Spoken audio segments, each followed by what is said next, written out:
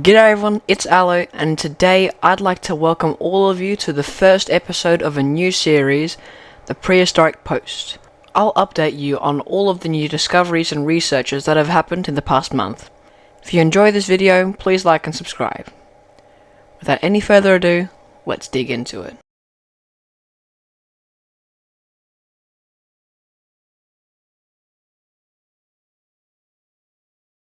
August has been a good month for creature discoveries.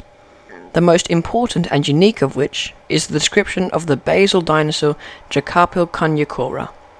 Not only is it the first thyreophorian, the armored dinosaurs, from Patagonia, it's a bipedal one. Whether or not it was a true ankylosaur or a basal thyreophorian is debated, and some scientists think it may be an armored ceratopsian, the group that contains Triceratops, due to its jaw anatomy, and others still think it may even represent its own distinct clade within Ornithischia, one of the two major groups of dinosaurs categorized by their backwards pointing pubis and containing most herbivorous dinosaurs. Either way, it's a unique little animal. It has strong jaws, and the wear and tear on its teeth show that it may have chewed plant matter instead of simply shearing with its beak. It was roughly the size of a cat and covered in osteoderms, pieces of bone embedded in the skin, which may have offered protection against predators. Jakapil hails from the Gandaleros formation, and coexisted with famous animals like Agriarctos. Fossilized teeth from 1970 have now been reassigned to a genus of panda. Named Agriarctos nikolovi, this panda genus wasn't a direct ancestor of the modern giant panda, but a close relative. It lived in Bulgaria roughly 6 million years ago, making it the oldest panda species known in Europe. A huge mosasaur from Morocco has been described.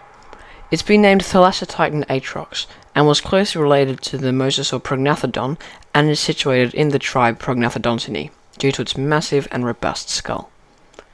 It lived 66 million years ago, and was found in the Ouled Abdoun Basin, a formation rich in mosasaur and pterosaur fossils.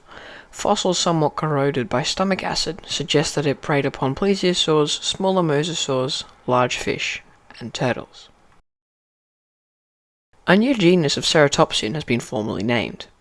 The holotype, or the first and most important specimen, a nearly complete skull, was discovered in 1975 in New Mexico. It was originally believed to belong to Pentaceratops, despite being almost 2 million years younger than most Pentaceratops specimens. The name Bisticeratops forasiorum was leaked in a research paper on Sierraceratops in 2021, but only officially described in 2022. Phylogenetic analysis shows that it was closely related to an unnamed ceratopsid from the Almond Formation and the somewhat well-known Cosmoceratops. It was a chasmosaurine, meaning that it had large brow horns and was related to the famous Triceratops. It comes from the Kirtland Formation, a formation that contains many well-known dinosaurs like Alamosaurus, Daspletosaurus, Struthiomimus, Parasaurolophus, and the aforementioned Pentaceratops. One of Africa's oldest dinosaurs yet has been described. The sauropodomorph has been named Mbiresaurus rathi. It is known from a nearly complete skeleton that was unearthed in 2 expeditions in 2017 and 2019, and a second specimen was discovered in close proximity to the holotype.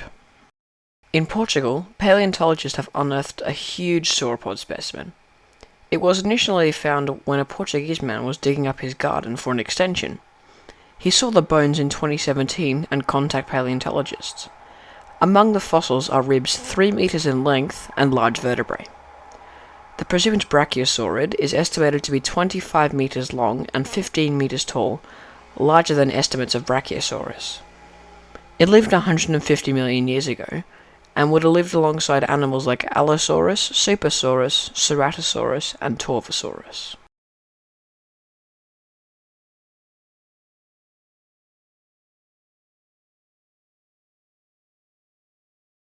A research team at the University of Basque Country has discovered why Spinosaurid, the crocodile-like theropods, teeth fossils are so common.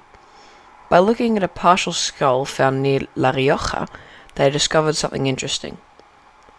We recognized up to 3 generations of teeth in the same alveolus, the functional tooth of the animal, the other tooth being formed and would replace the first, and the germ of the one that would end up replacing the second. says Pablo Navarro.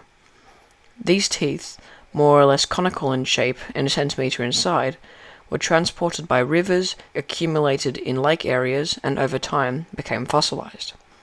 Spinosaurids were already believed to replace their teeth faster than other dinosaurs, but this discovery shows it is likely present in almost all species. It shows more amazing convergent evolution with modern crocodiles.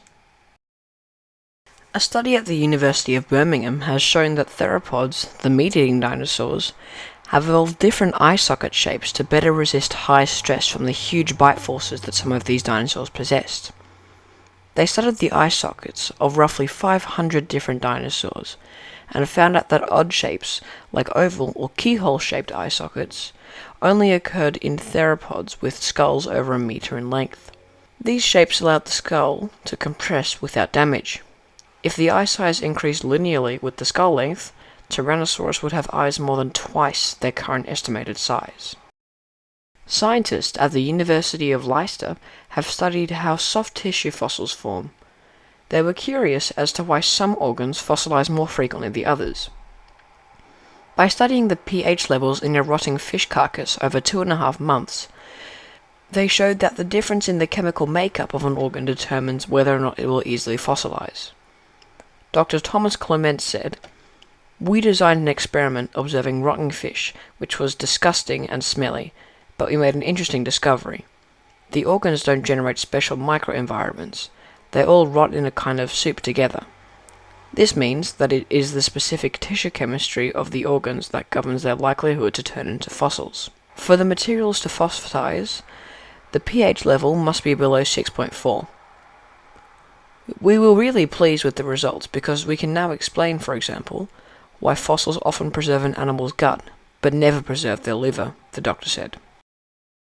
At the University of Zurich, a team reconstructed the Megalodon by using a fossil discovered in the 1860s.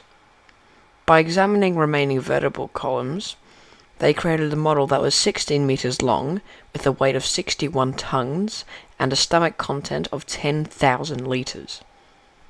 This means it could probably eat prey nearly as large as killer whales. A research team at Harvard University did a study on the rapid evolution of many reptiles after the destructive Permian-Triassic extinction events.